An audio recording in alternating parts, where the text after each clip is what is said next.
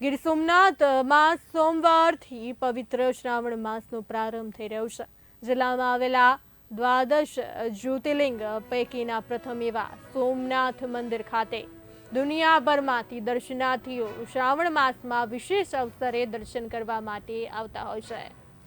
હજારો દર્શનાર્થીઓને ભગવાન સોમનાથના સરળતાથી દર્શન થાય અને દર્શનાર્થીઓને કોઈ પણ પ્રકારની અગવડતા ન પડે તે માટે જિલ્લા પોલીસ તંત્ર દ્વારા વિશેષ આયોજન કરવામાં આવ્યું છે। આ આયોજન અન્વયે સોમનાથ મંદિરની સુરક્ષા અને દર્શનાર્થીઓની સરળતા અને સુગમતા માટે 300 પોલીસ જવાનો રાઉન્ડ ધ ક્લોક ફરજ બજાવશે। બોમ્બ ડિસ્પોઝલ સ્ક્વોડ, એસઆરપી, ઘોડેસવાર પોલીસ યાર્ડી, ક્યુઆરટી સહિતની ટીમ આ માટે તૈનાત કરવામાં આવશે। જિલ્લા પોલીસ વડા મનોહરસિંહ જાડેજાએ માહિતી આપતા જણાવ્યું કે સોમનાથ મંદિરમાં શ્રાવણ માસના પવિત્ર અવસરે ભાવિકોની ભારે ભીડ રહેતી હોય છે। દર્શનાર્થીઓ સરળતાથી દર્શન કરી શકે તે માટે પોલીસ તંત્ર દ્વારા અગાઉથી આંકલન કરીને વિશેષ વ્યવસ્થાઓ ઊભી કરવામાં આવી છે।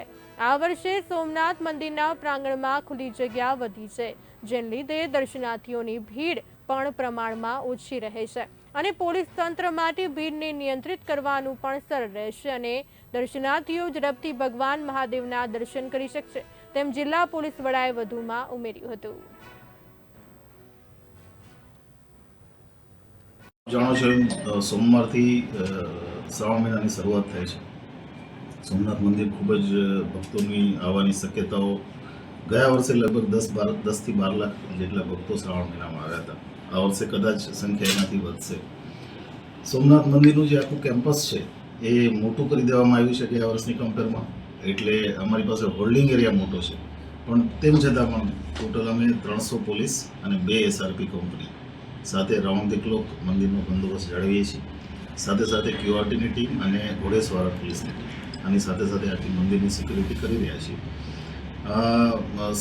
ત્યાં અમારી પાસે જે અવેલેબલ મંદિરની સિક્યુરિટીના જે સ્ટાફ છે એને પણ અમે ટ્રેનિંગ આપી રહ્યા છીએ અને એના બધાના સંયુક્ત સંકલનથી, વહીવટીતંત્રના સંકલનથી અમે આખો બંદોબસ્ત કરવાનો છે। ખાસ કરીને મને કહેતા આનંદ થાય છે કે લગભગ ક્યારેય એવું ગેરવર્તનનું ફરિયાદ કે પ્રશ્ન આવ્યો નથી, પણ છતાંય અમે હંમેશા જ્યારે સોમનાથ મંદિરનો શ્રાવણ મહિનાનો બંદોબસ્ત ચાલુ થાય એટલે પોલીસ અને સોમનાથ સિક્યુરિટીની હોમગાર્ડ, જીઆરડી બધાની કમ્બાઇન્ડ એક બિહેવિયરલ ટ્રેનિંગ સિનિયર અધિકારીઓ તરફથી અને એના એક્સપર્ટ તરફથી રાખતા હોઈએ છીએ।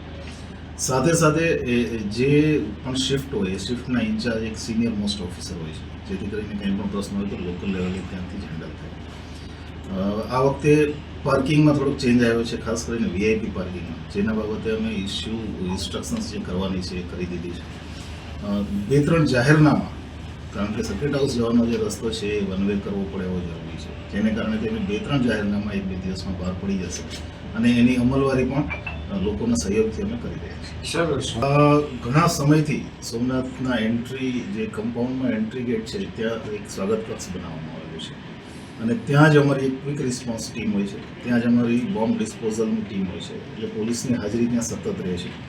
સાથે સાથે છેલ્લી જે અમારી સિક્યુરિટી એનાલિસિસની મિટિંગ થઈ એમાં અમારું જ સજેશન હતું કે સોમનાથ મંદિરની પાસે 108ની એક મોબાઈલ ટીમ કન્ટિન્યુઅસ રાખવામાં આવે અને જેથી કરીને જે ખાસ કરીને વધારે એજવાળા લોકો આવે છે એમને ઇમરજન્સી ઊભી થાય તો આપણે તાત્કાલિક મદદ આપી શકીએ।